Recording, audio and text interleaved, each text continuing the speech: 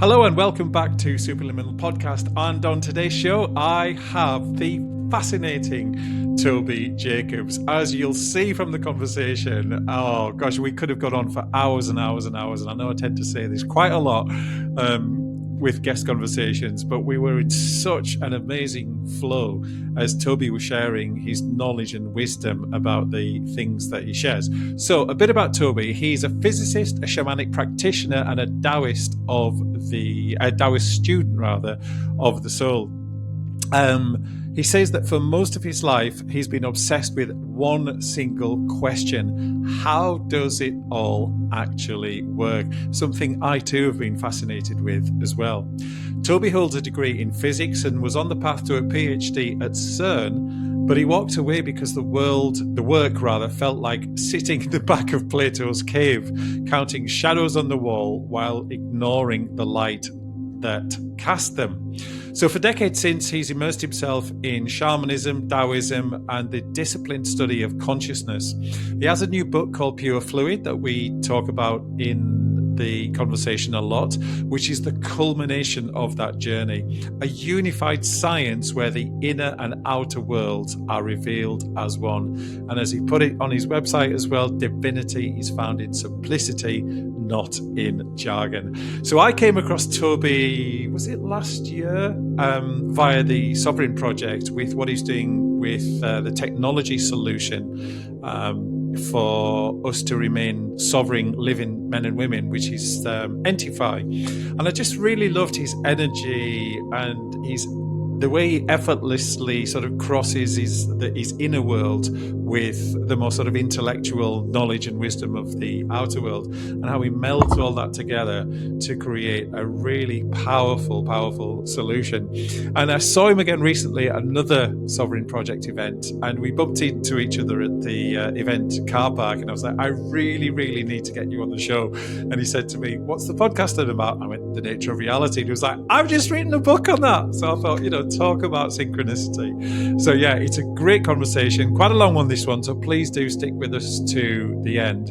And he's got a fabulous offer available on his new book, which if you stick to the end of the show, or even just fast forward and read or see on the show notes, if you're going to listen to the show in pieces, then you'll see the discount code on there. As usual, thank you to all my regular listeners and subscribers, and to everyone new to the channel as well. I really love, honor, and respect you for giving this channel your time and your interest. And so I'm on a mission to make Superliminal Podcast one of the biggest and best for this kind of conversation. So please do like, comment, and subscribe and share it with anybody else you know who might find this conversation interesting. So that's it for me for now. Enjoy the conversation, and I will see you in a moment.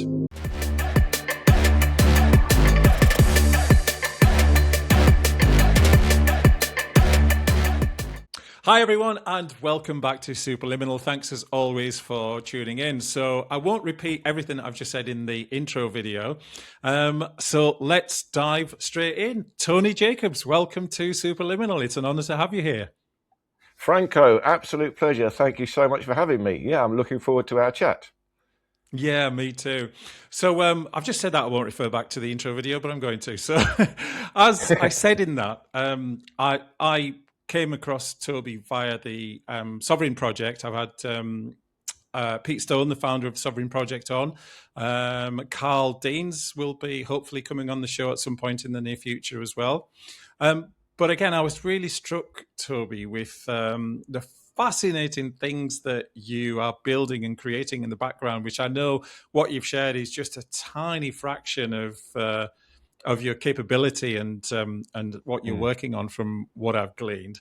But perhaps the best way to introduce you to the Superliminal audience is take us right back to the moment you decided to come back to this madhouse that we call 3D existence on planet Earth. And tell us about the milestone, what your early life was like, and the milestones and the moments that led you to where you are now, and the super interesting work that you're doing to help humanity.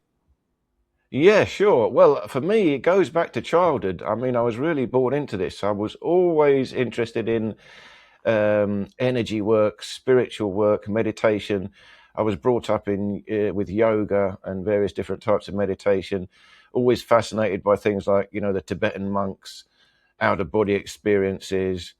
And later on, I studied physics again. But the real reason I studied physics is because I wanted to understand the nature of the universe, how it actually worked. But I knew there's some crossover, there's a connection between the spiritual world and the physical world, and they must work together.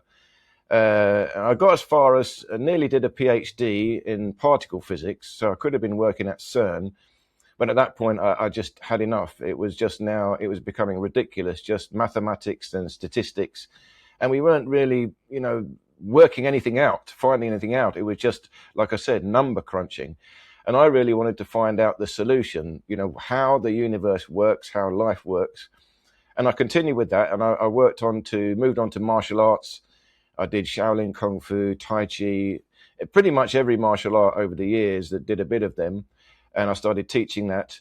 And of course, as soon as we got involved with Qi, the Qi energy, that fascinated me. I've had to understand that and work at that.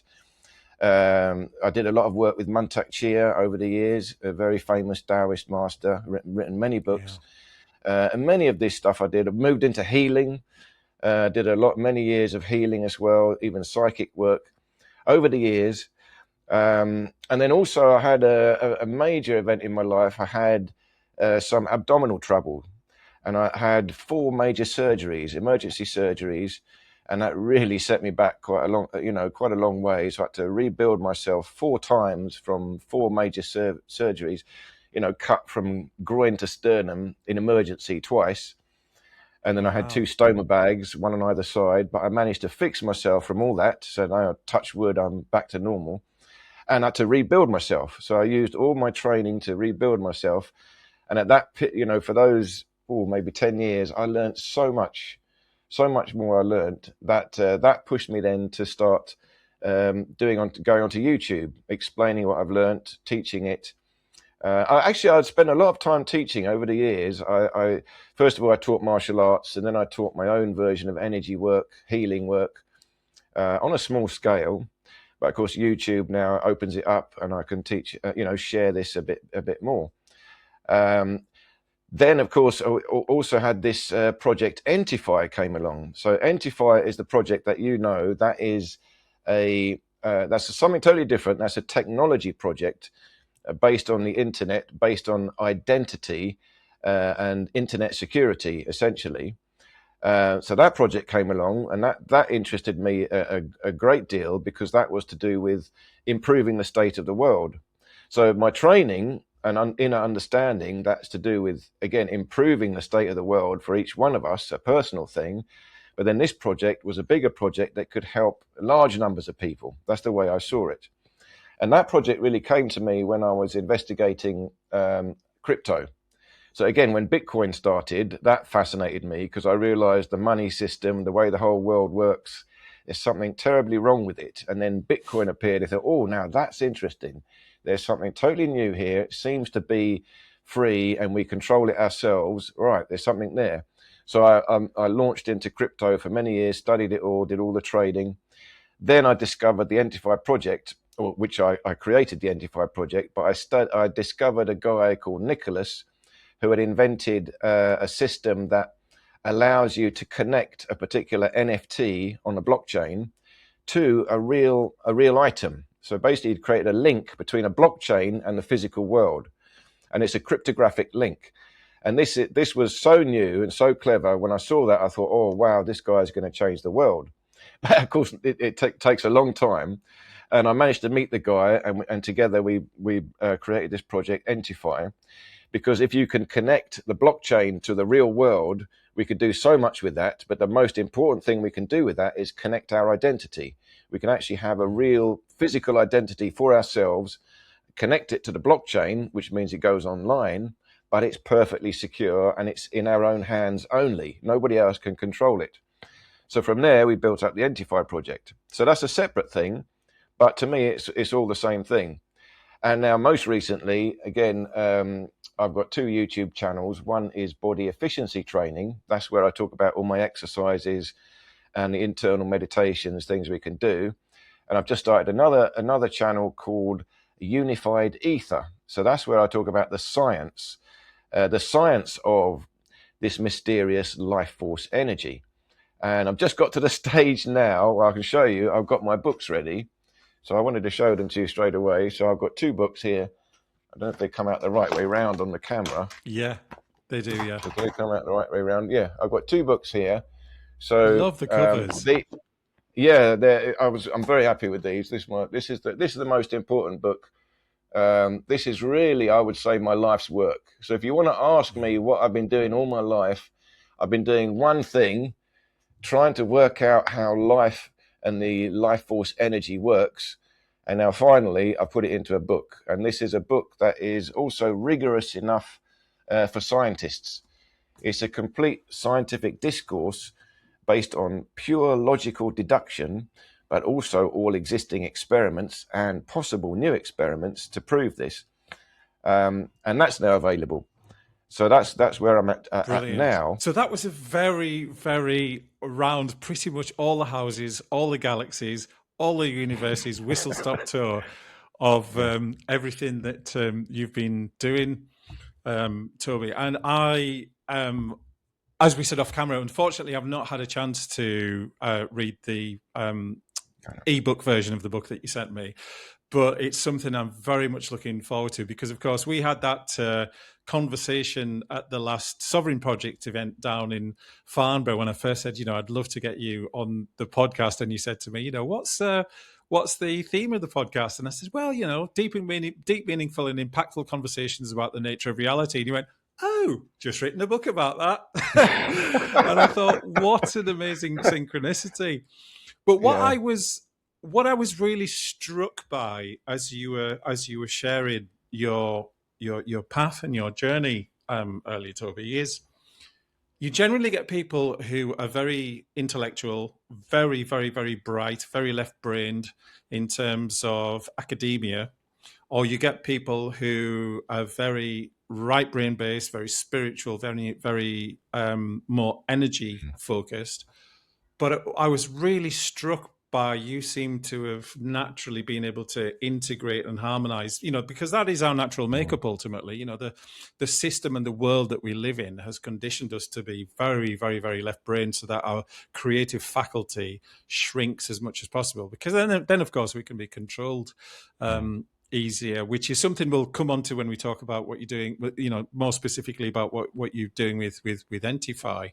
And how that fits into this whole idea of being sovereign, which is, basically creating our own jurisdiction and taking responsibility for ourselves and everything that happens.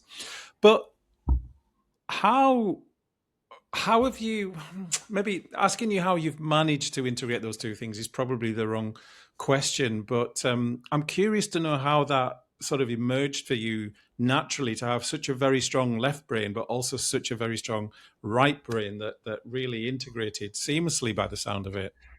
Well, no, it's not natural. I realized I had to do that. I started martial arts actually as a teenager because I was very soft, a very vulnerable child, very sensitive, had a lot of spiritual experiences, out-of-body experiences as a child. The world was very difficult for me. I didn't enjoy it at all. And I realized I got to toughen up a bit. To survive in the world, you actually have to have some strength. So I knew I had to do it. So I went out and learned martial arts for that very reason. And gradually, again, I start to understand, there's more to this. There's the chi energy. And then I realized there's a connection there. But I've been aware of this for a long time. We do have to balance both of these things. It's a very common problem. Spiritual people tend to go off a bit. Their mind is expanding, but that's what they say. They've gone off with the fairies. Come on, come back, get grounded. What's going on in the real world? We need both, because you go off with the fairies, you get lost, you get taken advantage of. You also get manipulated. Now, again, I know what you're saying, but the world now is actually giving us a fantasy. We're living in a fantasy. We're not told the truth about the way the world works, the way the universe works. It's actually a fantasy. So all of us are sort of lost in this spiritual fantasy, and that stops us from being grounded.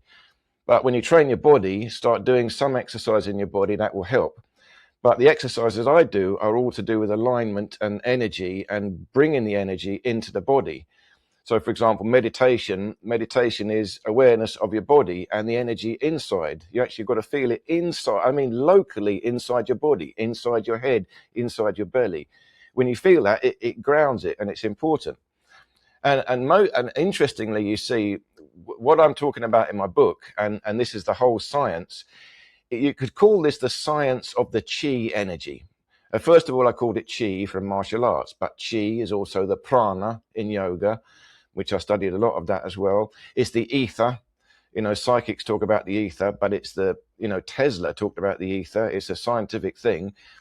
There's the same idea. There's this living energy that connects us all together. It's the Force in Star Wars, And because that's been taken away, that now we believe that's a fantasy.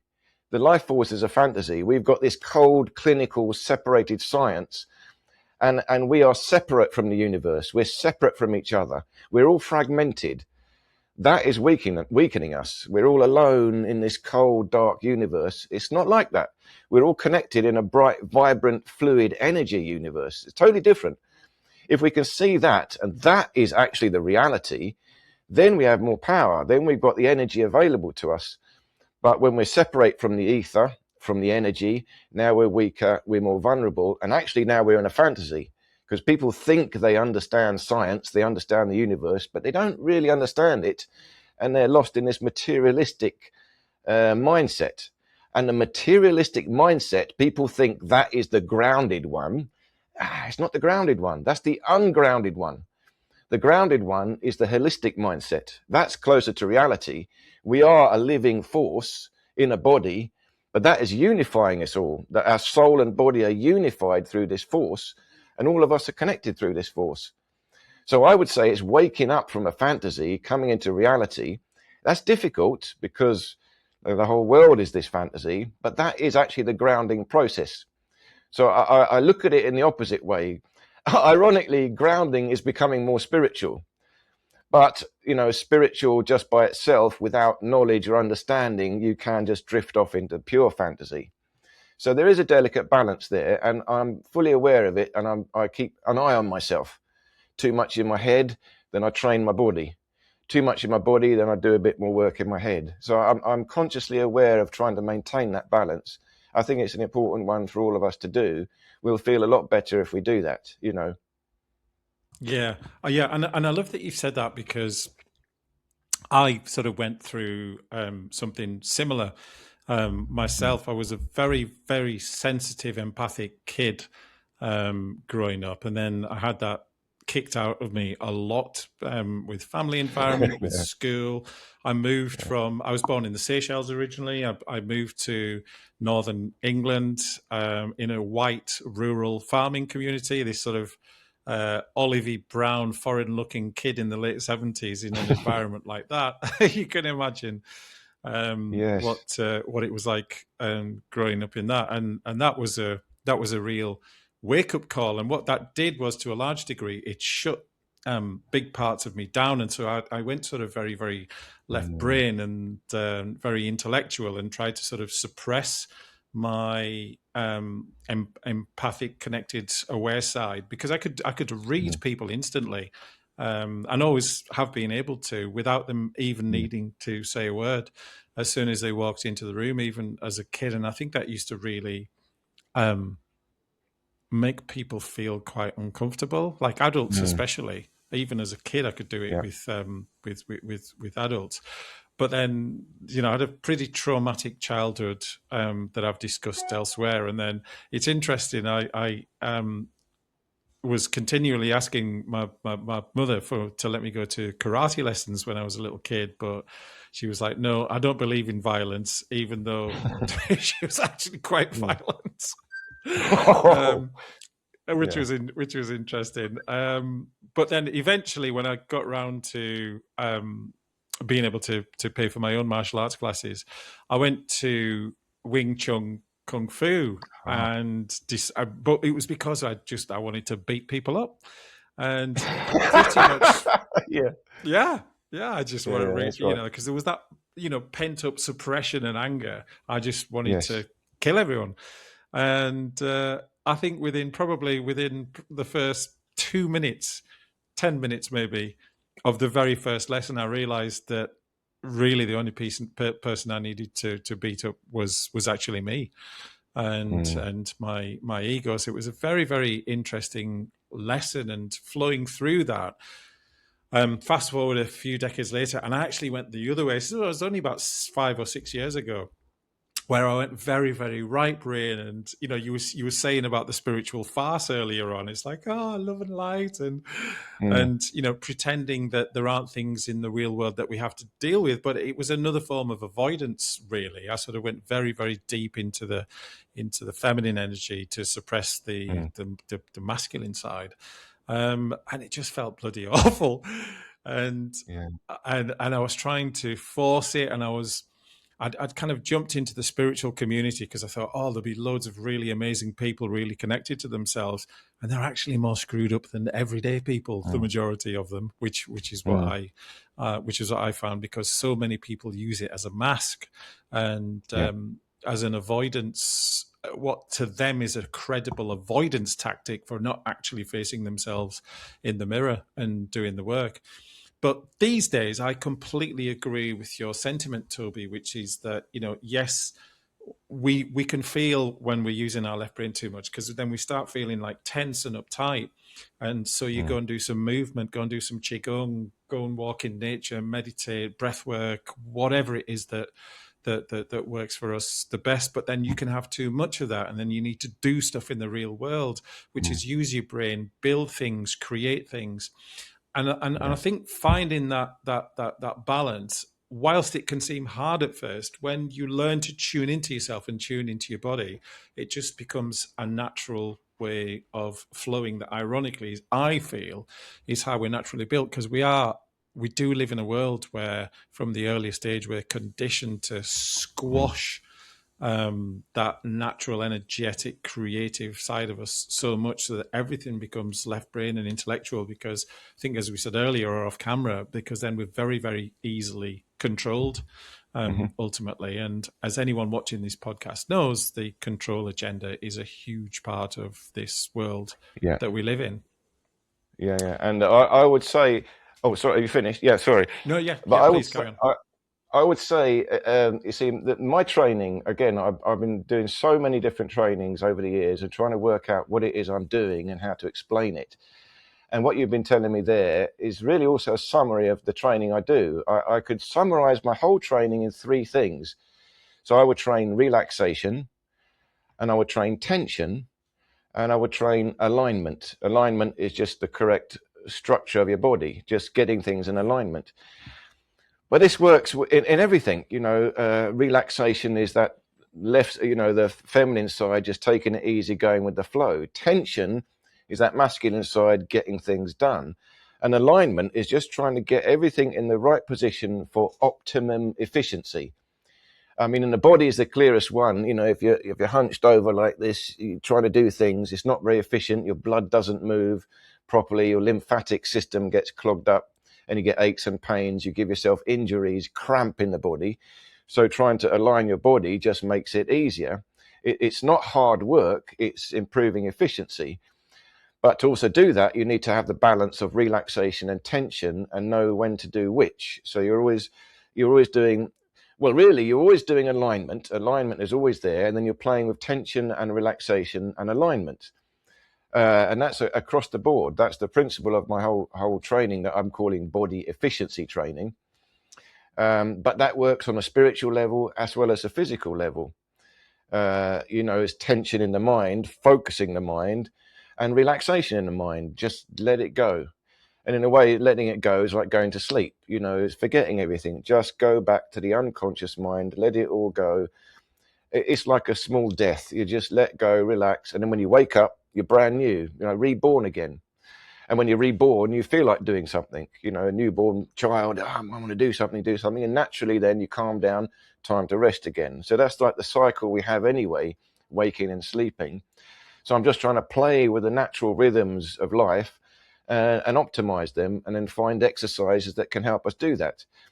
And the exercises I do, they're always mind-body connection. You do some physical exercise, but you've got to concentrate your mind on the feeling of the energy in some way. They always go together. So you're always integrating body and mind together as one. Again, that's, I think, is a secret that we've lost it now. Most exercise, you watch a movie, you're running on the spot. You're not really concentrating on what you're doing. If I were to do running, I'm concentrating very carefully on maintaining spinal alignment, moving my joints with efficiency so that it's easy. It's in a way, it's lazy as well, but because I'm not working hard, I'm trying to improve my efficiency, that it becomes easier and smoother.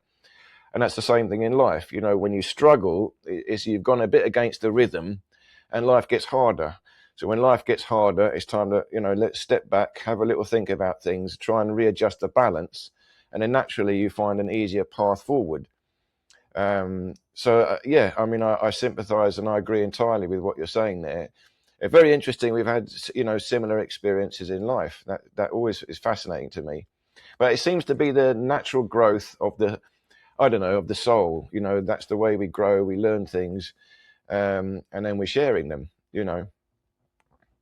It never ceases to amaze me that often the people that I get on the podcast, or the people that I connect with at various events that I go to, you find that, oh wow, that sounds a lot like my life, or bloody hell, that's exactly what happened to me. And I think there's a reason for that, because we are so much more than these physical vessels that we see, which is like what 0.00003 of the known energy spectrum, and that's the known energy spectrum is what we perceive with our physical senses. So in terms of everything being energy and alignment, as you mentioned earlier, that goes way beyond the seen as well, as in the physically seen with our eyes.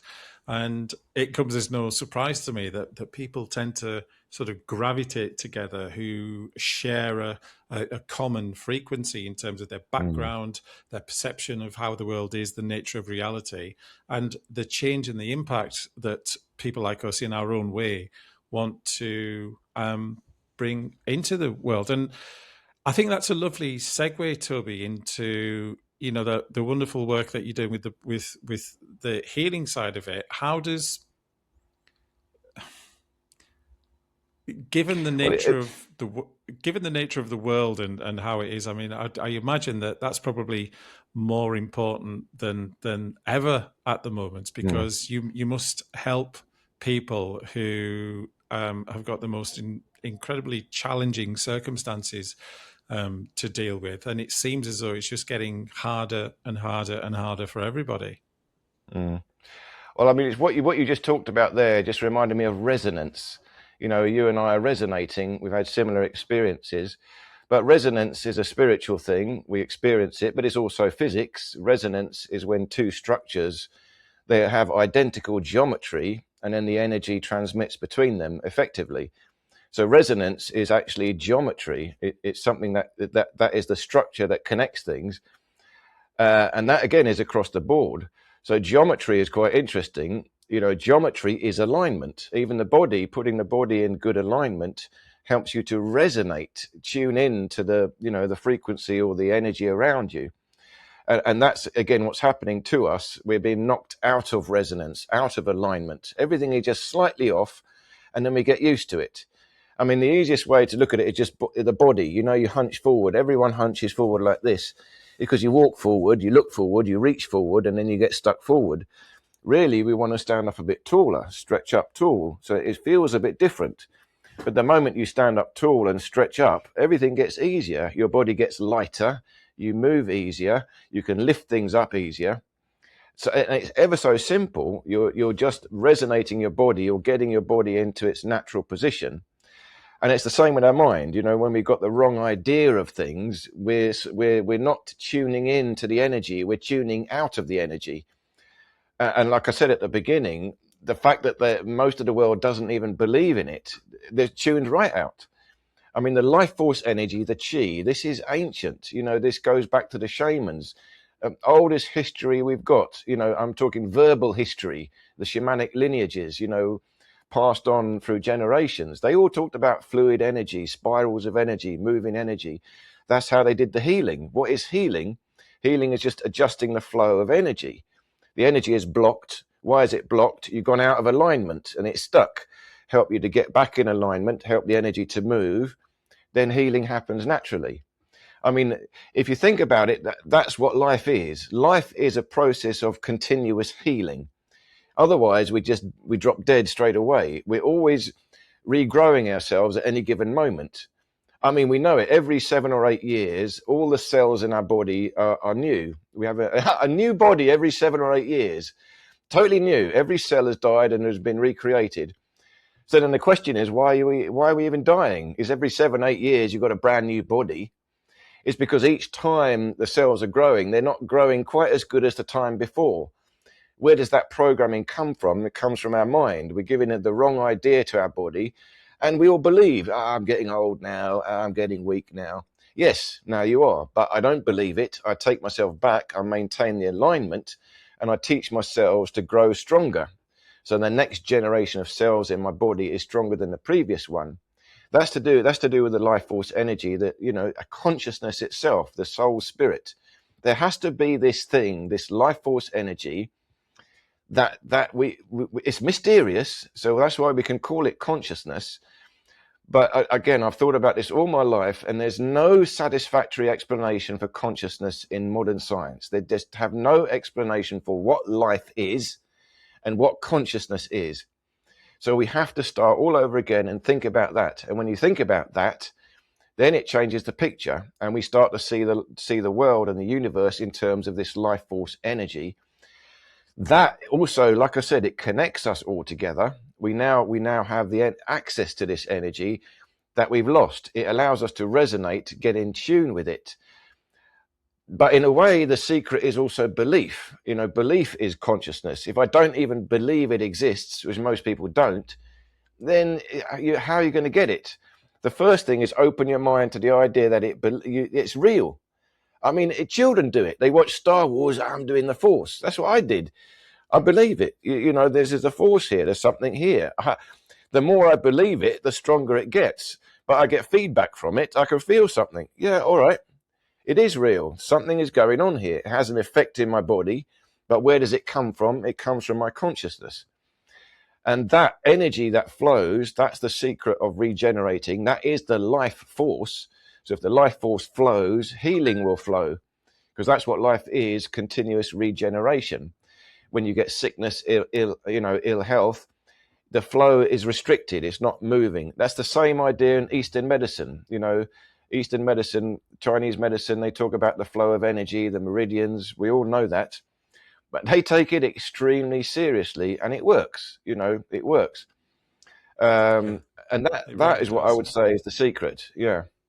Yeah, I totally agree. And the thing is, Toby, I've managed to do this myself on a sort of micro level, in terms of actually being able to see that the energy is there within us, just by doing the classic telekinesis experiment of getting putting a needle in a little tea light candle, folding up a piece of paper, putting it on, put a glass on top of it, and just becoming one with it and getting it to spin. I've only done it twice, but I've actually managed to get the paper to spin twice. I'm like, honestly, I was Well like a done. kid. I was like, Yeah. I was like a kid in a sweet shop, and I often refer people back to anybody who's heard of Greg Braden.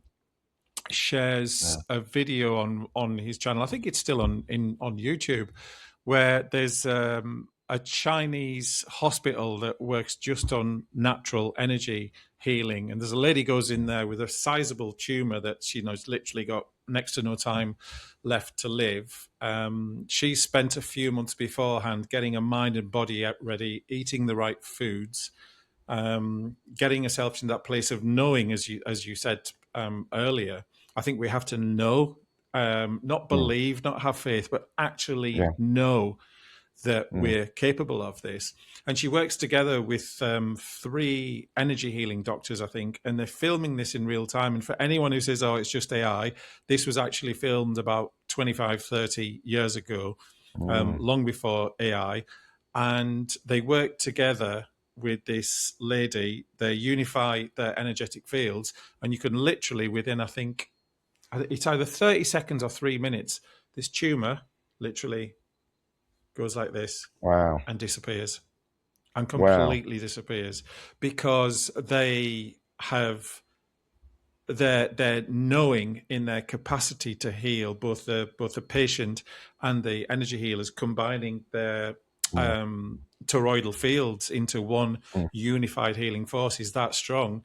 It shrunk the tumor, and it never ever came back. And you tell people that, oh, that's so ridiculous, don't be daft. And I was like, well, think about this. I mean, you must have experienced a time where you've thought of someone, had a really strong feeling here, not in your head, even like, and that person's rang. I'm like, Mm. oh, yeah, I guess I have. I said, that's a very mild example of it, because every single one of us is telepathic. We can all do Mm-hmm. telekinesis. We can all remote Mm-hmm. view. But it's inherent, we all have that inherent capability. In some of us, it's easier than in others. But we've been so conditioned to believe that it's woo-woo nonsense. But actually, our belief in intellectualism, that's really the woo-woo nonsense, because Yes. we have these inherent capacities born into us. And my partner and I call it the force all the time. When we have our synchronicities together, we're like, yeah, the force is strong. Mm. Because again, the energy of creation and consciousness and existence in this dualistic universe that we live in, we can see a tiny fraction of it, and we're conditioned to be so materialistic and only believe in what we can see. And I use believe intentionally, which is putting stock in something being true or false into an outside entity or outside person, when actually it's the knowing on the inside that actually the power really emanates from, which is inherent in every single one of us. And I've spoken there briefly about how we've been conditioned by the system in the world. It's been going on for thousands and thousands of years. You were saying earlier, Toby, about how we've lost that capacity. I mean, from everything I've read and listened to, it seems to me that actually there has been some genetic tampering with the human form. In terms of, a lot of people say it's the Anunnaki, but I think there are lots of ET species that have played with the what we call Homo sapiens sapiens these days, and a lot of that has been to play with our genetics, so that it's more difficult for us to have access to that, and we're being bombarded with unhelpful frequencies, unnatural man-made frequencies that are really shrinking down our capacity to connect to that invisible energy, to the all that is, which is actually more about going inside than going out there. But that leads me into the work that you're doing with Entify and your work with the Sovereign Project. I know you work with a lot of different groups as well as just them, but tell us a bit more about how you connected with them and what you're doing with Entify, and how that can, we've talked about the sort of energetic healing side, but what about the actual technological side, and how that can help us to reclaim our true sovereignty as living women and living men? Yes, well, it connects quite directly, because, in a way, the energy field that is, our aura, our space. You can think of that as your personal dominion, and that energy field, we need to control that. That is a little space around us, and all the things you're talking about, external vibrations, frequencies, information, that's coming right in. It's going right into our soul and affecting us. So the first thing is to just gain control of our mind and our body, just this little bit of space around us. We're supposed to have this sort of bubble around us, that we are sovereign, in control of ourselves in there. And if we can get that bit of energy going, it now becomes very difficult for anyone ever to control you. Even external frequencies, there's a buffer. You see, there's a buffer before it goes all the way in. Again, you talked about DNA, but DNA, very interesting. The spiral shape is, again, connects to light, so it will absorb light information. But even that doesn't even matter. We're beyond even DNA. So whatever DNA we're born with doesn't matter. We're moving into fluid, pure energy. So we at any stage we're at, we can do this straight away. And like I said, we're just knocked off balance. It's not the end of the world. All we have to do is find the balance again. Because, you know, if I'm off like this my whole life, it feels terrible and it feels hopeless. I just go like this. Oh, suddenly it's all right. It's actually not a big deal to get this right. If only we could just click back in.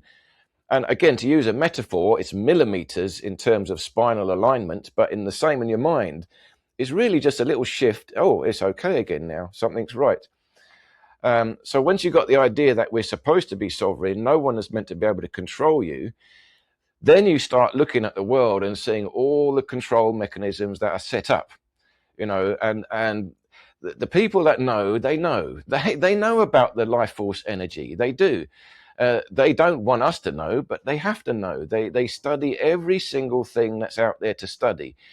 All these powerful people, do you not think they're using psychologists, you know, NLP practitioners, psychics? They use everyone to try and work out the best way to control us. And they don't want us to know about it, because if we know about it, then we'll think about it, and then we'll realize, hang on, click in, and then you realize, hang on, I've got my own energy. Where does it come from? It comes from me. I'm the center of my being. So hang on, why am I listening to any of you guys? What are you talking is nonsense. And so Entify, again, this was to do with finance. Really, it was finance. When I realized that money is the method, the main method of control in the world is money. And it's not so much money per se, because we need some sort of medium of exchange. There's nothing much wrong with that. But it's the games that they play with money. You know, it's not straightforward money. Like in the old days, gold coins. In theory, if you've got gold coins, you're changing them around. There's not much you can do, because it's just a gold coin. That's it. But now it's all paper notes. It's all created by the bank. They have interest. They do all these other games. That means the whole money system is unfair. And I don't mean communism, capitalism. It's really just the centralized banks. They create the money. They distribute the money to us. And if you think about it, they lend the money to us. Has the bank ever given us money? No, they lent it to us. All money is lent to us by the bank. Lent. That means all money is owed to the bank. You think you've got a savings account. Yeah, but where did that money come from? The bank created it and lent it to you. Now you're holding it in a so-called savings account. Is that really a savings account? Or is that the same initial money that you still owe back to the bank? So that's the main method of control. And it's a clever, clever method. You see, it's not direct slavery. In the old days, you could have slavery, you're chained up, you're whipped, and it's obvious. But now they can all step back and say, no, we're not slave drivers. This is money. You need money. Yeah, you want money. They make us want money. And then we're all scrabbling for money. But what we don't realize is the money system is not fair. There's an artificial scarcity of money, and it's continually increasing and increasing. That's the devaluation of all fiat currencies, going down, down, down, until, of course, we have a crash. Then we have to start again, recreate them. But that is an artificial scarcity. Then we're all struggling and locked in this slavery system. But we can't put our finger on who's the slave driver, and we hate ourselves. I need money. If you're poor, you're working to pay the bills. If you're rich, you want to hold the money because you don't want to lose your lifestyle. We're all trapped by this idea of money. So it's not just money, it's the idea of money as the belief around money. That's affecting our soul spirit. It's affecting our energy field as well. I've suffered from this, trying to work out how to live without being affected by money. So Entify really comes from that. And how do we step outside money? That's where Bitcoin came in. But it's more than just money. They also, of course, they've created an identity for us. They've localized us. And they've created an identity structure, the birth certificate. It was really issued by the government and really issued by the bank when you go into detail about it. So this already localizes you, puts you in a position of slavery. And then from there on, you're locked into debt. Everything is based on debt. And you start to have to play the whole game. So I want to step out of the game. How do we step out of the game? Well, one of the first things to do is to reclaim your identity. And so when I realized that, then I started to understand, okay, I need to understand more about how the financial system works, how the government system works, how the identity system works. That's how I discovered the Sovereign Project. So when I saw Sovereign Pete, I think I first saw him on Richard Vogue's channel. I was listening to a lot of sovereign people talking, for a long time, explaining this. When I saw Pete, I thought, okay, this guy really knows. So I got in touch with Pete and explained to him the Unified Project. And I explained to him, look, we've got the system now. We've got this very clever cryptographic system that allows you to control your identity on a little card. It's not an identity card. It's more like a key card that unlocks your identity, but you hold it. And it's literally impossible for anyone else to access it. This is unhackable, unbreakable. Again, I'll give you links to my websites and my channel so you can, put it below and people can look into it more. But once you've got your identity, and now we can build a network of so-called sovereign identities. Everyone is independent, controlling their identity. We can have a private network like this. Then we can also build up our own financial system. And this, again, is the holy grail of blockchain. But there's still many, many problems with blockchain because blockchain is still, all the crypto is tied into the bank and they're still trading the crypto against the fiat currency. So really now it's just a proxy for fiat currency in the banks. We want to come all the way out and start again. So that's when I got involved with the Sovereign Project and got the information and how we can do this, integrate this whole system with the sovereign knowledge so that it will work. And finally, the last thing we did also we've developed an app now, and this is called the Fair Price Oracle. And arguably, this could be our biggest breakthrough because the whole problem with money is how do you value things? We don't actually know what value even means. What is $1 worth? I mean, nobody actually knows what $1 is worth. If you think about it, for example, bread is worth $1 here, £2 over there, 10 rupees over there, and that keeps changing. But does the value of the bread change, or is it the value of the money that is changing? Well, of course, it's the value of the money. If you think about it, the value of the bread is you eating it. That's the same everywhere. So we developed a method of valuing things based on, human life, living life itself, true value, that is outside money altogether. So, and now we developed an app called the Fair Price Oracle. And the idea of this is you'll be able to scan any item in any shop. You scan the barcode and it will give you its true value in terms of life hours. We again, there's quite a lot to this, how we work this out.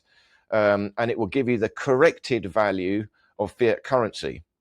For example, dollars. Dollars are created so-called by the US, let's say, but then we have to give a value to the US economy. Again, now this is a value given by real living people. For example, the happiness of the people in America, the actual happiness of living life there is what gives a rating to the value of the money. In another country, more corruption, people are less happy. You might think the value is high, but actually the value is low because nobody is happy there. So what this app does, it gives you the true value of a product based on living life. And it gives you a stable value. Again, the stable value is the holy grail. If we can have a stable value, that would change the whole economy, because the economy is all over the place because value, nobody knows what it is. And of course, it's always going down. But if you put it very simply, a loaf of bread, let's say, takes 2 hours to make. And if you value that in 2 hours of life, well, it takes 2 hours of life to make the bread in India. It takes 2 hours of life to make the bread in the UK. It takes 2 hours in America. And it took 2 hours 1,000 years ago. Probably take 2 hours in 1,000 years' time if you're making the bread by hand. So if you value things based on life, it's stable.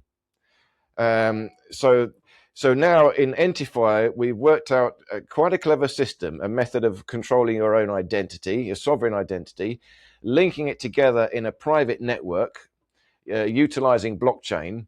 Now, however, we're not actually using exactly blockchain. We've taken it to another level. It's beyond blockchain. For those of you who know, it was based on Reticulum, which is a protocol, a chat network protocol. but reticulum combined with this little card and put up in another sort of network program called a DAG, D-A-G. Now we've got a system that is superior to any blockchain.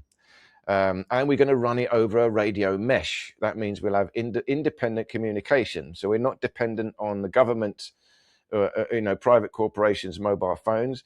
We're not even dependent on the internet. We can build our own private internet within this. And now we've got the value system. So if we create tokens or some sort of money in there, we have a system of valuing things that we can all agree on and start a whole new economy from scratch. Now, again, I urge people to have a look at the website. There's a lot to this, and I've given a very quick idea of what this is. It's very hard to explain this fast. But put simply, it's still an extension of your own personal sovereignty. This body, this aura, my soul spirit, that should be my dominion. Now, then I integrate with the world. I integrate by communicating with people, just talking, shaking hands. Now, that's where you also need martial arts, because some people will invade your space. They try and control you. They try and knock you out. Well, you need to have some ability to maintain your sovereign dominion. But now the world is digital. The world is in the computer. We need the same power when we integrate with the internet. That no, we control everything about ourselves. No other big company has our data. We have all the data. And we have absolute control of our identity and our finances. And this system is impossible. There is no way for any centralized authority to take control. It's literally impossible because it's on a separate card. It's hardware, handheld hardware. Everything else on the internet is cryptography, but cryptography based on typing into the computer is still somewhere on the internet. This one is taken off the internet into your hands, and then you use this key card to access things out there on the internet, but maintain complete control of them. And this also becomes, of course, your personal banking system. Unlike blockchain, you still got a crypto wallet, but you still got to type that into the computer, and it's still dependent on the internet. We have a crypto wallet that's handheld in your card. You cannot type anything in to access it. So it's to me, it's one and the same thing. Internal technology and external technology. But I'm trying to find a way that is perfectly self-sovereign. We control it all, and we have the ultimate authority. So I hope that made sense. You might tell me if it made sense, because you heard my talk the other time at the Sovereign Project meeting. I was going to say it definitely did make sense to me, Toby, because I've heard this twice now. But even so, I'm like, my brain's going like 10 thoughts a second, thinking, oh, what about this, and what about this, and what about that? And I think one of the key things that everyone's talking about, who's in this space, who watches this channel, is that screw the digital IDs that they're looking to force on everyone, and tracking our spend on bank accounts, and because of digital currency as well, saying that because it's programmable, well, you can't spend it here. You said that on X last week.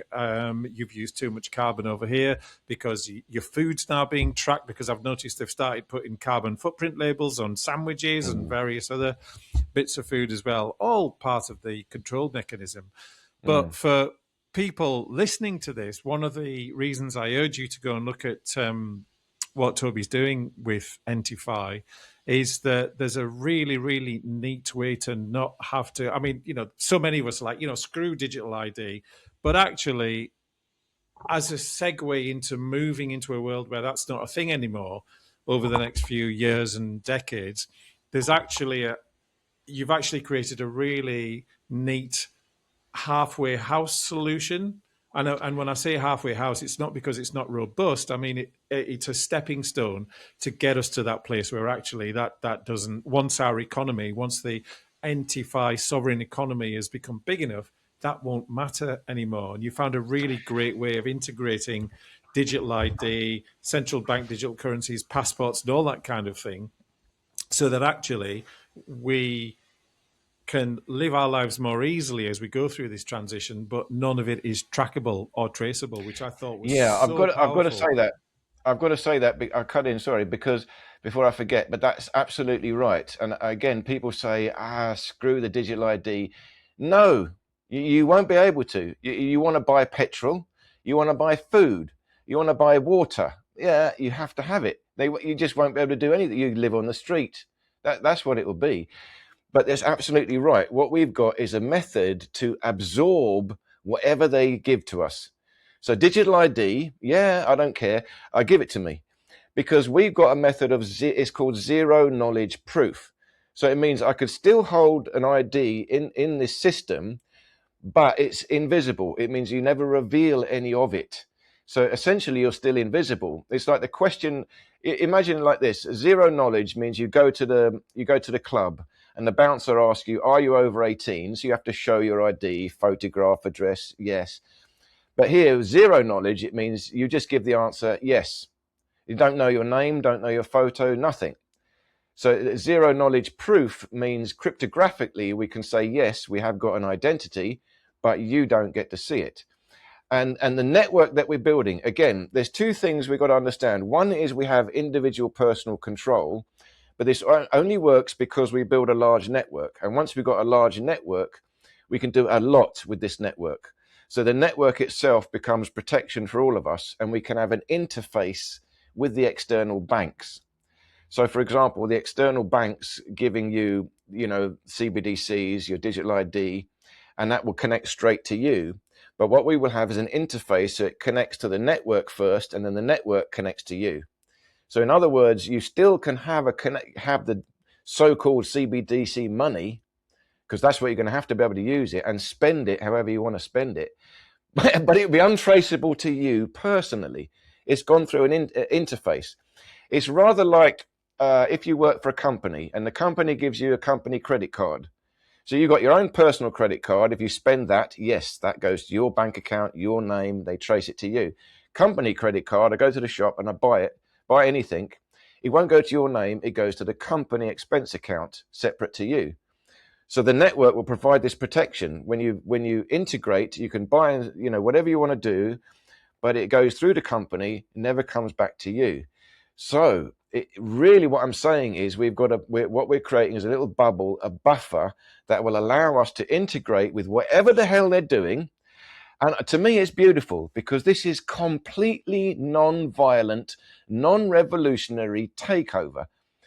And because in the beginning, even the banks will like us because the network can have a bank account and they like that. So a lot of money will go through the bank account. That's fine. But all of us in the network are private individuals doing private finance. We're not actually directly connected to the bank.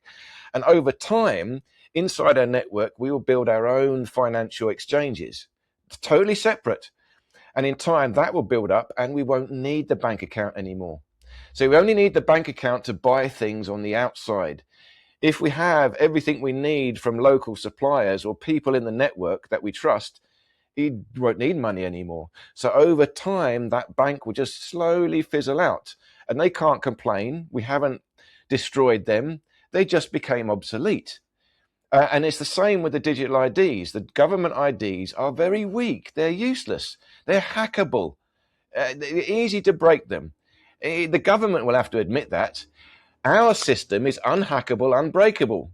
So we can say to the government, we like your ID, sure, but it's not very good. Can you guarantee that no one can hack my digital ID? We can't guarantee it.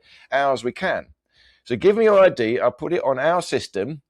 Now, it just so happens that's totally private, zero knowledge. So even you cannot track it, but we will have cryptographic evidence that, yes, we have got an identity.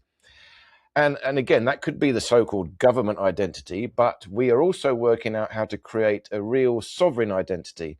So that's more personal. That's the method of building real trust between living men and women, that we will trust them. Because the network should be so trusted. Really what we're building is a layer of trust. Everyone we trust in the network, so we can do business with anyone without worrying. No scammers, no fakers, no cheats, and no risk of hacking or stealing your identity. So again, once you've got that, the sovereign identity becomes so far superior to any so-called digital identity that they've got, it just fizzles out. It becomes pointless over time.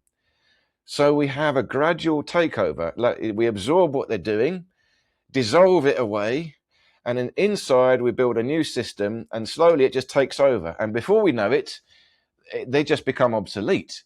And we've got we start with little micro communities everywhere. So people are already doing it, building small communities here and there, everywhere in the world. But now we will have a method of digitally linking all the communities across the world. So you can imagine all small communities separate. Suddenly, boom, they will all link together and become one big sovereign community, which is powerful enough to move against the centralized powers that be. It's really the globalists, the same old people. They just want power. It's so basically primitive, simple-minded, greedy people. They just can't help themselves. But they're missing out. This method is much better. And this method would also provide abundance. We could do so much with this network, things like free insurance, network investment in each other. But it'll be the most guaranteed, the highest return on investment you could possibly have. It's like friends and family, real trusted people that you're doing things with. Again, there's a lot to it. But that in summary, I would say, yes, we need to integrate, but we're finding a bridge. Even a Google account, I've worked out a way now that our network, we can create a proxy Google account. So if you want to do anything on the internet, YouTube, you need a Google account.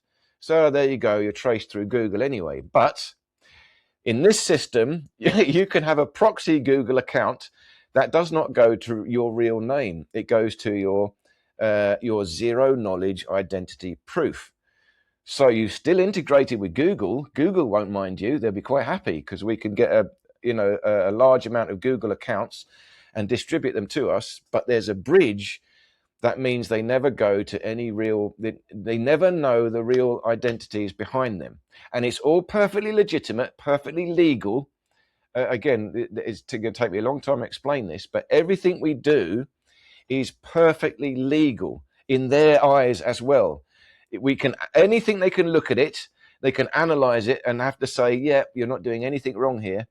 It just so happens that it is so secure because it's decentralized. That's the clever thing about it. Usually decentralized, they don't like it, but decentralized offers the maximum security. And that's like a side effect. So it's like a bonus. Yeah, it's decentralized, but that's the only way you can have a truly unhackable identity. Therefore, you must accept it, and it's not illegal. Yeah, sorry, I went on a bit there.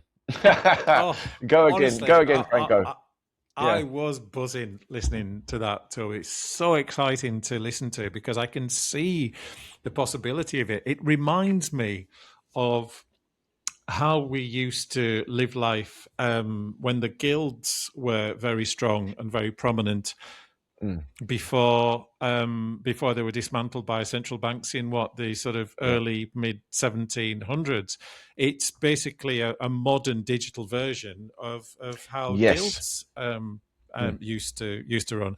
And a chap that I've had on the show a couple of times before, a really lovely guy called Guy Anderson, who's coming back shortly, has done a lot of work on the old Tartarian civilization. Oh, I know him. Yeah, I know him. Oh, you know Guy? Yeah. I've seen him. Really, brilliant guy. Really lovely guy, called Guy, and his depth of research is amazing. And one of the things I came across in his work on Tartaria was the power of the guilds. And then a good friend of mine shared a video that did a deep dive on the guilds and how things were structured before the central banks basically created this for-profit system. And everything that you shared there reminded me of this beautiful, beautiful system that the guilds created, that created the most beautiful architecture, education, healthcare, free travel based on your contribution to society. It very much was a contribution-based economy. And what you're creating with Entify is very reminiscent of that, because one of the things I want to really warn people about is that there are a lot of people out there, people that I really love, honor, and respect. I'm not going to name any names, but there are certain groups out there that promote the idea that if enough of us all say no collectively all at the same time, it's going to make this whole thing go away. But that would demand that everybody did it. And also, the lunatics will just find a way to drop it back in 2 years' time, 5 years' time, 10 years' time, 20 years' time. And as Sovereign Project, Pete and Carl often point out, protesting is actually tacit admission of the obligation. Petitions are actually an agreement to the thing that you're petitioning against, and it sounds crazy if you've never heard that before. But I urge you to watch some of the Sovereign Project videos that are out there that will explain that. And I'm sure Carl, when he comes on my show at some point in the near future, will explain that. And I've got a video on this channel by Pete Stone, the founder of Sovereign Project, where, if I remember rightly, he touched on that a little bit as well. But yeah, I really want to send out a very cautious note to anyone who thinks, well, we'll just say no in large numbers. It doesn't work that way. You really need to look at creating your own sovereignty, your own private diplomat jurisdiction, which I'm in the process of doing. It's not the work of a moment. It's going to take a good 3, 4, 5 years. But given this digital nonsense is due to come in properly in about 3 years' time, I urge anyone to do that. And what Toby's doing with Entify is a really robust and solid solution to this problem that, as you said, Toby, doesn't rock their boat, but actually creates a sovereign pathway for us to build our trust network over a long period of time that will then mean eventually we don't need to be in the legal jurisdiction world and the world of corporate commerce, which is, of course, what everything out there is. Yeah, absolutely right. And it's interesting because it's the slave mentality. We've been taught this. I mean, I thought about it recently. I mean, you know, the royal family. I mean, again, so many people are taken by the royal family. What do you mean? How have we got this idea that some people are born to rule other? What? Oh, like, what's so special about them? They've got a bloodline. What do you mean a bloodline? Because somebody had sex with somebody else and dropped out of somebody's womb at a certain point in time, and we're supposed to bow down and worship to them because they are descended from a bloody heinous off-world bloodline from thousands of years ago. Really? I remember as a kid, my stepfather he's proper royalist, and I used to question it and was like, how dare you question the Queen? I went, she's just an old woman. Why do I have to bow down to her? Why do I have to worship her? It's the most ridiculous concept, but again, it's all part of this massive control agenda. Sorry to interrupt there, but yeah. It's something that really winds me up about people. Yeah, you said exactly what I wanted to say, but it's fascinating that, again, they think there's honor. I am honored to serve the king, the queen. What do you mean? Even if you want to go to the Anunnaki, playing around with our DNA, yeah, so what? Another bloodline, alien bloodline, yeah, so? What's the difference? It's got nothing to do with anything. It's just so fascinating how we got this idea in our head. Politicians, we think they're there to help us. Hang on, even democracy. Yeah, you sort of see what they're trying to do, but really, democracy is like 3 wolves and a sheep voting on what's for dinner. It's like, and you think about it, they're saying, vote for me because I will rule you all better. Now, no, vote for me. I've got a better idea. I will rule you all better. What? No, we've completely forgotten there is a possibility of a world that does not have this. It's a self-sovereign world. If each one of us had authority over ourselves and mutual respect, this is where they get all lost. They think sovereigns, you're just these anarchist crazy people. It's going to be chaos if you're just sovereigns. No, you're talking about criminals. Criminals have got no respect. They're not sovereign. They're not responsible for themselves. Therefore, they're just taking from everyone else what they want. If you're self-responsible, automatically you respect someone else who is self-responsible. This was the old-fashioned way. They call it the golden rule, do no harm. Their civilizations went for thousands of years in peace, just living on this golden rule. They had no political system. They had the elders, but the elders, again, is more like a family, and it's not that they rule. It's just that they got life experience, and they sit down and talk to them, and they give their advice.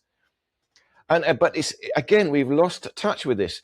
The guild system, absolutely. That's what we're trying to recreate. And the Sovereign Project, they're creating the Sovereign Guild. They're actually calling it that. And I realize that's our system we're building, is the technology that will support the Sovereign Guild. So again, if you put it this way, it's a message of hope. All this fighting for internal freedom, it's a big deal. People are struggling with it. We can't see the way forward. Going against the system, trying to destroy the system. Then what you got left is it's a minefield. But all I can say is there is some technology in process, and eventually we'll get there, and it will be an easy step. Because what the takeover now, the power structure now is technological. So again, the digital ID, it was a passport. It's digital now because of digital technology, because of blockchain. It's a technological advancement. So there's nothing much we can do about it anyway. The technology is progressing. Now, what I'm saying, Entify, we've taken that technology 10 years, 100 years ahead. And in fact, we've taken it infinitely ahead because they won't want to use ours. Our technology is intrinsically decentralized, and they don't want anything. Really, they won't want it intrinsically decentralized, but they can't help it because we can demonstrate ours is cryptographically secure. You cannot hack ours, and we can hack yours. Yours is open to centralized fraud, and thievery, whatever, hacking. So there's a technology coming that will supersede the technology that they are bringing onto us. So again, bide our time, and we've got to learn about, the deception that's happening, learn about our sovereign being. I was going to say rights, but even rights is not quite the right word.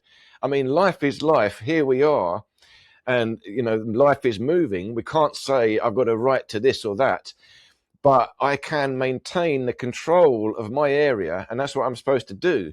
That's health. Health means I've got control of the energy. It's moving nicely in my aura inside my body.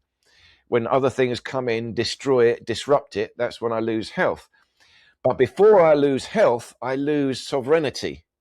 You'll feel it. You get emotionally weaker before you get sick. And that's hypnosis as well. It's all hypnosis. Hypnosis is you're mentally weaker so they can get in and start to control your mind.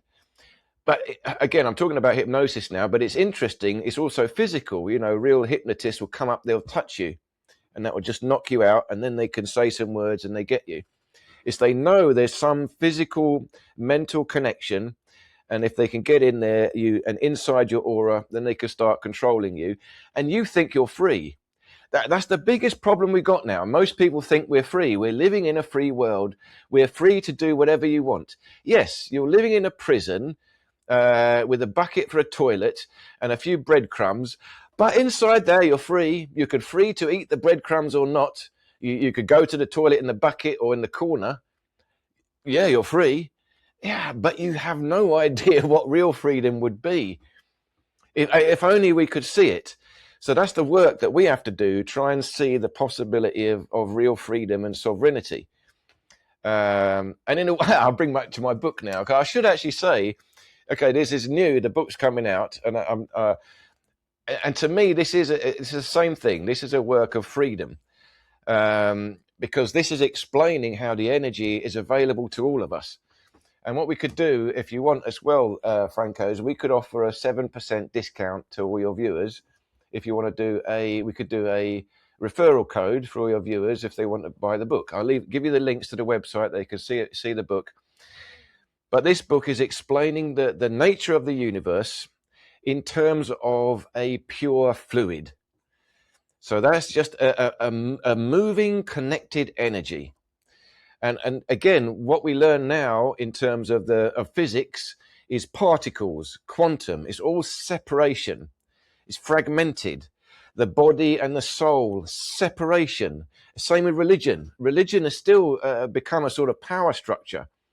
But where is they talk about the soul and the spirit, freedom. Yeah, but not quite.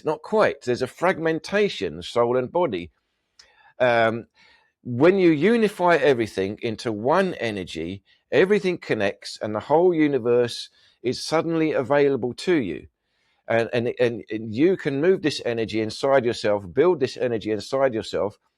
That will build your emotional strength, that will build your mental strength and your physical strength. And that becomes the foundation to rise up outside of the slave mentality, break out of the hypnosis. Interesting, I should say as well, very difficult to hypnotize me. When I was a child, they tried to hypnotize me, it couldn't hypnotize me. So we want to get to the stage where nobody can hypnotize you. Someone trying to hypnotize you, I look them in the eye, yeah, go on, try. I'll hypnotize you first. That's the inner strength. That's the sovereign mentality. Nobody's even going to get into my mind, let alone control my body. The martial arts is to protect your body, but the sovereign knowledge is to integrate with society in such a way that the society doesn't get in and take all your stuff, take all your money, take all control of your life. And we think it has to be so, but it doesn't have to be so. We've just lost the possibility of what it could be. I went on again, sorry. Honestly, I'm buzzing again listening to you, Toby, because there's so much energy and power and momentum in what you're sharing, because it just put me back into the knowing that I want to share with everybody here is remember who the fuck you really are, what you really are, and what you're capable of as well. Because what we need to remember is we've been conditioned to be frightened of authority and frightened of these parasites. But a parasite has no creative energy, which is why they feed off us and our creativity. Our blood, sweat, and tears, our creative energy that creates amazing things in the world, but they don't have that creative aspect inside them. They parasite from us because actually they fear just how powerful we are, which is why we're kept so distracted all the time, which is why they're rushing ahead with this digital prison so quickly, because so many people are waking up. I love David Icke's expression. It used to be the totalitarian tiptoe, but now it's turned into the totalitarian sprint, because there are so many people awakening more deeply that they can't hide it anymore. They have to bring it to the surface. But for me, that's a wonderful opportunity for us to come together and remember who the hell we are, this really powerful, immortal, ineffable, eternal, sovereign, living women and living men. And they can't hypnotize us. I love that hypnosis part that you shared there, Toby. You're so right.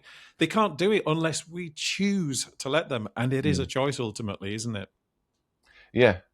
And again, what you just said there, this is beyond even this earth. You know, we get stuck in here, all these terrible things happening. Just imagine I could stretch out into the universe to see other places, infinite places. Some other possibilities are there. You know, once you connect to the energy, the whole universal energy, all these possibilities open up. And that's why I'm so enthusiastic about this book. Like I said, when I finished the book, I've been working my whole life. I've written so many books from my life, and I'm going to bring some of them out now and edit them and bring them back. But this one, when I finished the last edition 3, I even had a tear in my eye, because I finally managed to say what I've been trying to say, and it's so simple. And like I said, the lies.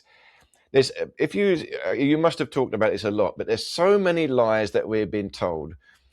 And one of the deepest ones is the fundamental scientific lie. That nobody, that's very hard to get people through that one. Quantum mechanics, the tiny particles, that's the fundamental universe. No, they don't really know. Evolution, it's a theory. There is a better explanation for all these things. And because we've got those fundamental beliefs of science in our mind, everything else is easy. I mean, look at evolution, survival of the fittest. We now believe that. So now we're all scrabbling, fighting each other. Yeah, you want money, you have to work hard to get money. Sometimes you win, sometimes you lose. No, the majority will always lose. It's the way money works. It's like a lottery. One will win and a million will lose. Always like that. So you can't just say, oh, it's your fault, you didn't work hard enough. No, you're in a system that is inherently unfair and created as such. Now you're taught survival of the fittest. So you all fight each other. No, life is not survival of the fittest. It's symbiosis. Yeah, different. Absolutely. And it's designed to do exactly that, to keep us fighting each other so that they're sitting in the background safe, because otherwise, again, if they came together, they would be so frightened of who we are and what we're capable of. When we come together, we unite and work together symbiotically in natural harmony.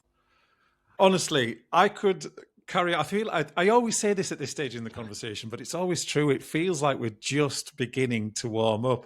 But given that we're over an hour into the conversation, we will have to think about wrapping up. But I'm definitely going to have to get you back for part 2 and maybe even part 3 at some point in the near future once I've read the book. But one thing that one thing that I think it's important we touch on is, as you mentioned earlier, is the medical system. Tell us about that. Yeah, again, this is to do with science.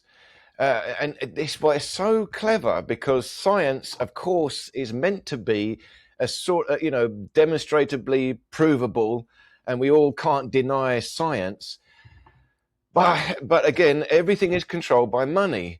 And when you look into it, even the medical system, again, is a continuation from the same fragmented science. They're looking at the human body by breaking it down into tiny little parts and trying to analyze what these little parts are doing. They're looking at symptoms. And now the biggest one in the medical system, I don't know if I should mention the word, let's call it the virus. So I won't say it quite right. So, and again, you would think that is the whole thing about most of sickness now is this virus. But when you look at the actual science, real science, you have to, a so-called particle, let's call it a pathogenic particle, is tiny. You can only see it under an electron microscope. You can never see it doing anything. All you can see is a dead, isolated particle, static, under an electron microscope. Everything else on top of that is theoretical. Now, that's the nicest way I can say it. But no scientist could deny that. That is the only evidence you really have got of it. And there are other explanations about what is going on, so-called, all of us suffering the same symptoms of something. There are other explanations, but they're hanging on to this little one based on a dead, isolated particle. But in space, there's all sorts of particles, all different fragments of biological material. Doesn't mean they're doing anything. So this is another classic example of materialistic fragmentation of the way we look at the universe. We're looking at in subatomic particles, and now we've got, virtually subatomic biological particles. Now, a bacteria, yes, we can look at a bacteria under a microscope and watch it doing things. Fair enough. But a so-called virus, no, that's like a subatomic biological particle. No real evidence for that. And if you look in the Eastern medicine, they never talked about such things. They never really talked about it. They still talked about the flow of energy. And if you look at the body is made of all these different cells, all these different bacteria. There's more bacteria in your body than cells, and they're all working together. Individual, separate bacteria. You've got mitochondria inside the cell. That's not you. It's a so-called separate organism living inside you. How does that all work together?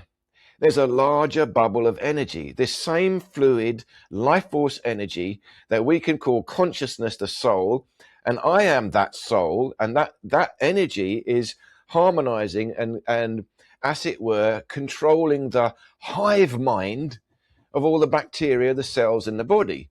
there's another force that is working all these things together. So when you break it down to the little things, it's not as powerful as if you could understand the whole living force that controls them all. And like, again, when you die, what happens? All the bacteria, they all separate, do their own different things. When you're alive, they all work together. Some force is harmonizing them all. It goes back to resonance and balance, resonating and balancing all the different aspects that you need in your body. So again, my book explains this. And again, I'm excited by it, so I keep pushing it. But I really hope people have a look at this book, because there is nothing else like it. No one else is explaining the universe quite like this. I'm not talking about particles. I'm not talking about fields. I'm not talking about the quantum field. No, I'm not talking about waves. I'm talking about a fluid substance. But this fluid substance is mysterious. It is actually consciousness itself. Consciousness is this fluid substance. But as consciousness, it's not physically detectable. However, as consciousness, we can detect it. It's personal. Feelings, love, hate. There's no scientific explanation for love. You can see some biological response, but what is the feeling? What does love mean? No way of explaining that. That is a subjective experience of consciousness. However, that fluid will condense, and start to become physically manifest things, light, heat, electricity. It's the same fluid moving at a denser level. And this goes back to the ancient philosophies, ancient Greek, the Vedic philosophies, the Taoist philosophies, but I've now formalized it into a scientific doctrine. So even a serious scientist can go through my book, edition 3, step by step, and they should not be able to deny the logic. Because most times when you talk about the ether, scientists switch off. No, they dismiss the ether. No, it's not quite the same. This is a logically deduced scientific premise, and they go through in the book step by step. If you follow it, it should all make sense to anyone. So again, I'll give you all the links that you can, put them below this video if you want. Anyway, I wanted to say that again. I Thanks, Franco. Thank you so much, Toby. And also, thank you so much for that very kind and generous offer to give the superliminal viewers a discount code for that. I think we have to do that. I want to get this book out. I want everyone to have a chance. In time, I will have ebooks, but the ebooks are not ready yet. So the ebooks will be a bit cheaper. These are print on demand. But like I said, we'll do a 7% discount to your viewers. Maybe we'll use the code Franco or something. You tell me whatever code you want, and then you can leave it in the link below for your viewers. So I hope, please go out and buy the book. Yeah, most definitely. I mean, if you're still watching this, then you absolutely need to read the book, because I mean, there's so much we can explore and so many directions that we could take. But I think, sadly, we are going to have to wrap up in a minute. But absolutely, to everyone, please do get a copy of the book, especially because you're going to get a discount as well, which is amazing. So, Toby, it's customary to end the conversation with 3 quickfire questions. So I'm going to hit you with them. Firstly, what are you most excited about right now? Although I think I know the answer. Yeah, I mean, right now it's the book, but I mean, to be honest, again, it's simply because it's my life's work, and I've since a child I've been trying to write this down, and I finally managed to do it, and it's good enough that anyone should be able to look at this. I could send this to a professor at university. If they went through it, they could not deny the logic. So that it's for skeptics, and it's for the believers. But usually when you talk about ether, the believers are there, the skeptics go. Both can look at this book now. They both can understand it. But also Entify. Entify is such a big deal. That is, again, for years struggling against the system, wondering what the hell to do and getting very depressed about it. Now I realize we don't have to get depressed. There is a technological solution, and it's coming step by step. The problem is technological, but the solution is also now technological, and we're on it. We're on the case. So again, stick with Franco. He'll keep you posted, and also check out the Sovereign Project as well. Franco will let you know what's going on. Yeah, absolutely. And again, for anyone watching, you can check out my interview with Pete Stone, the founder of Sovereign Project, if you go down the video list. And if you're watching this in a few months' time from the recording, which is the end of May 2026, hopefully by now I'll have had Carl Deans on as well, so you can find out more about Sovereign Project there as well. Brilliant. So, second one, Toby. Time machine. You probably know the mechanics of that more than most. But imagine a time machine opens up in front of you and the doors open and you get in and you feel yourself traveling through time and space. The doors open. There is 12-year-old Toby Jacobs in front of you. What one piece of advice would you give that young boy? Well, now, it's interesting you tell me that. I'm going to give you two different answers to that. One is I meditated on this a long, long time.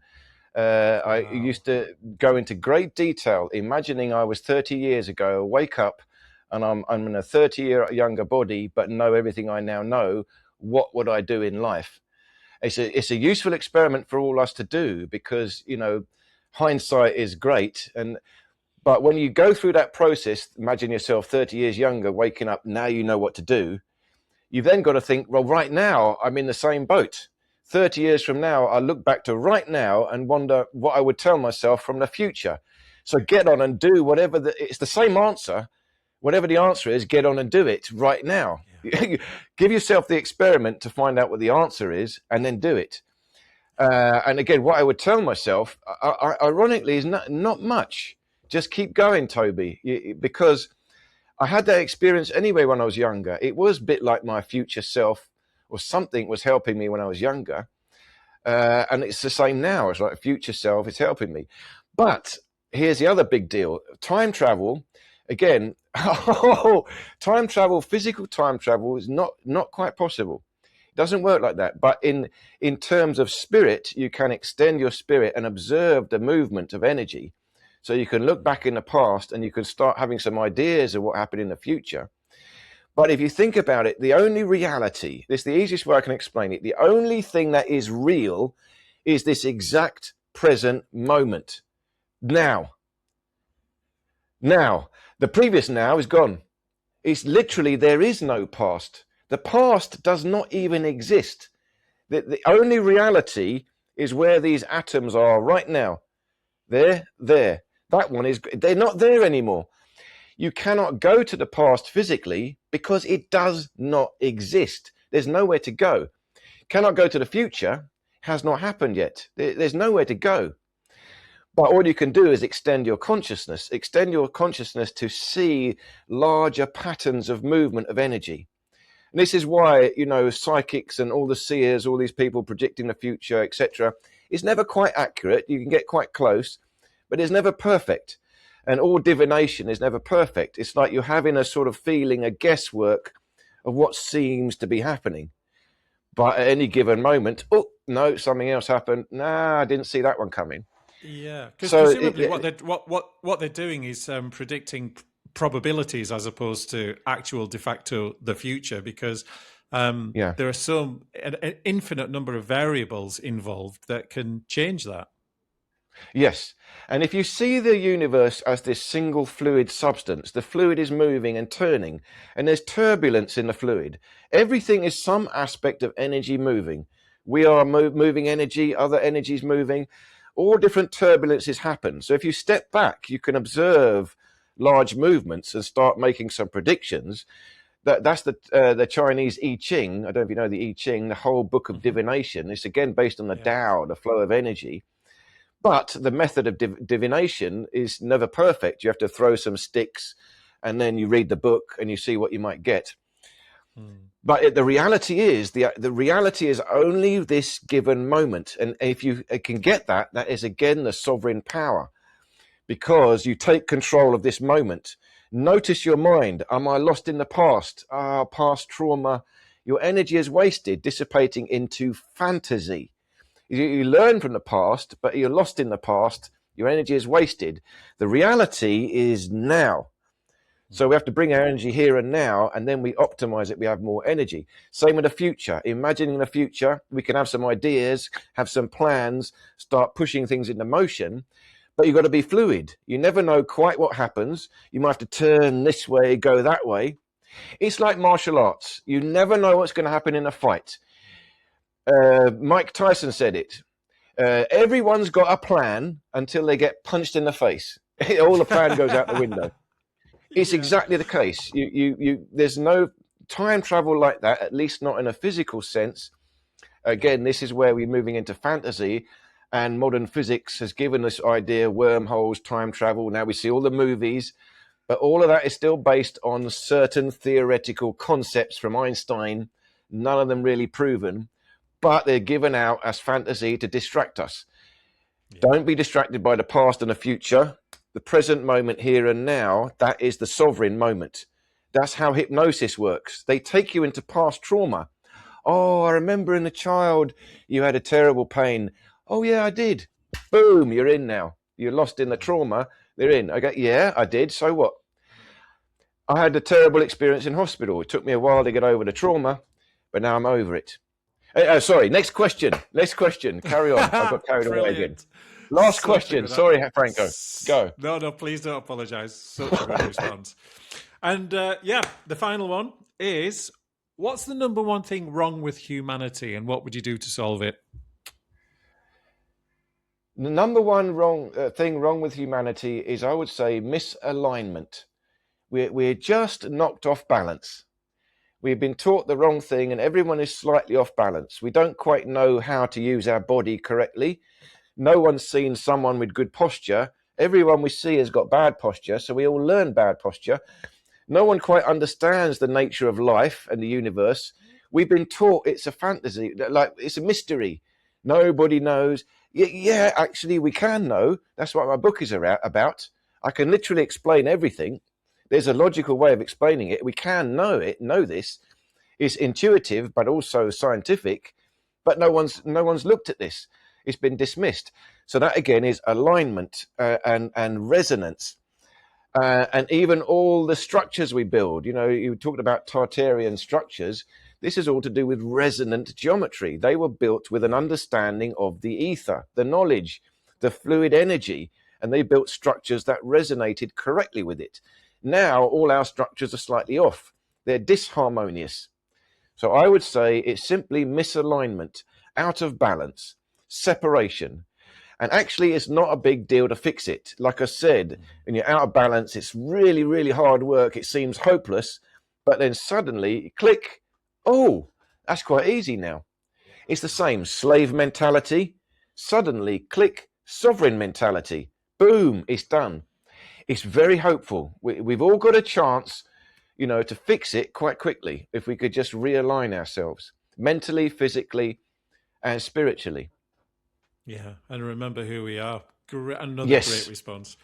Yes. Toby, this has been so much fun, and I'm probably going to sound like a broken record, but honestly, I could carry on for another 2 hours. It's such an entertaining and illuminating, but most importantly, very valuable conversation. And I would urge everybody watching to get a copy of Toby's new book.